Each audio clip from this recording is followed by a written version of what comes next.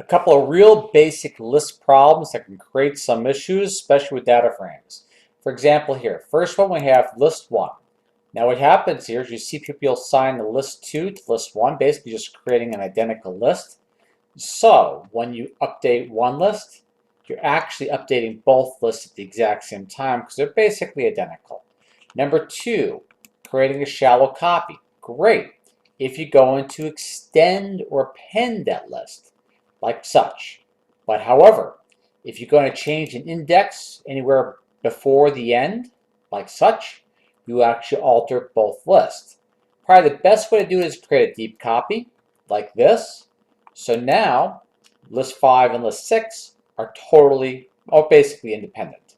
So if you see that, you're extending just one, but not affecting the other. Hope this helps. Ralph out. Catch you all later on. Bye.